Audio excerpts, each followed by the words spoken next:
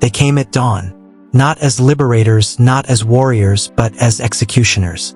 By the time the sun had fully risen, the city was dead. Its streets soaked in blood, its houses smoldering with smoke, and its people gone. What began as a disagreement between kings ended with tens of thousands of bodies piled like garbage, and a silence so profound it haunted the land for centuries. But what if I told you, this massacre wasn't a mistake? It was the plan. And worse, it worked. This is the true story of a forgotten slaughter so brutal, it shocked even its perpetrators. Yet out of that darkness, something emerged. A continent torn apart by tribes, kingdoms, and rival religions was, for the first time, united. But at what cost?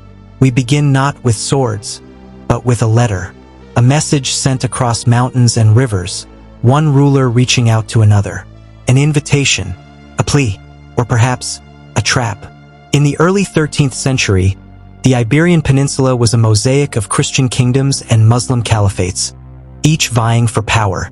The Reconquista, a holy war to reclaim the land from Muslim rule, had been raging for centuries.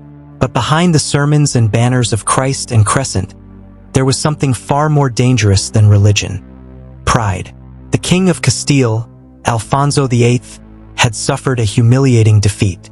His army had been crushed by the Almohads, a powerful North African Muslim dynasty that ruled much of southern Spain. The defeat had broken him, but not his ambition. So he sent word, not just to his Christian neighbors, but to all of Christendom.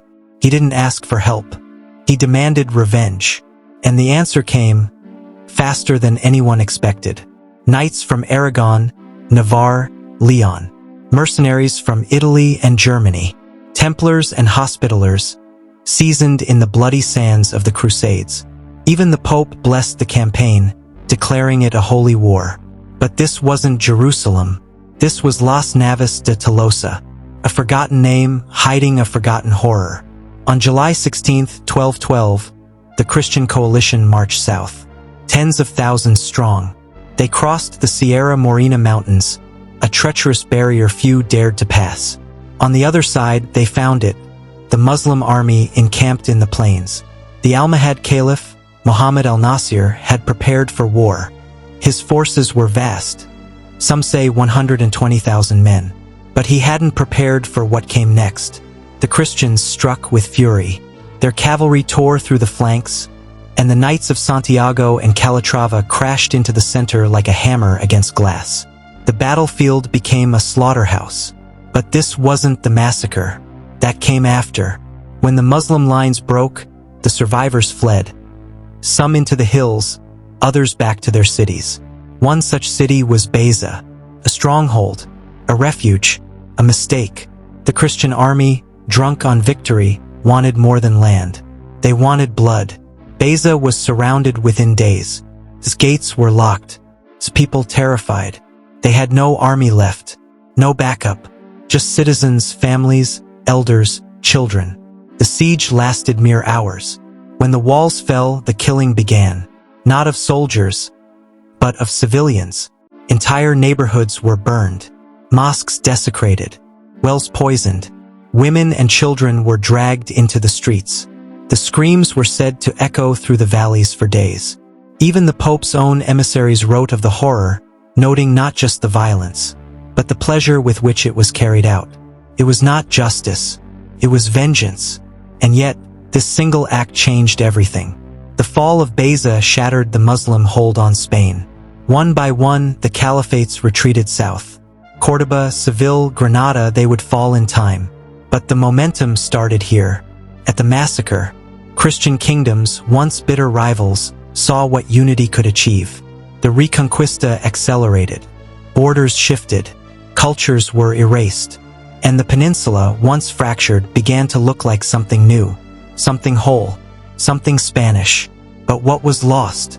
The libraries of Baeza held centuries of Islamic knowledge. Medicine, astronomy, philosophy, gone.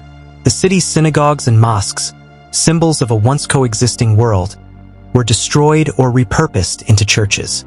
A civilization was not conquered, it was erased. And here lies the twist. This massacre didn't just unite a continent geographically. It set a precedent that unity could be built on blood, that genocide could become foundation, that history could be shaped not by diplomacy or dialogue, but by the sword and then sanctified by silence. To this day, Las Navas de Tolosa is remembered as a heroic victory in Spain's national history. Statues honor the knights, schools teach the glory, but few remember Baeza.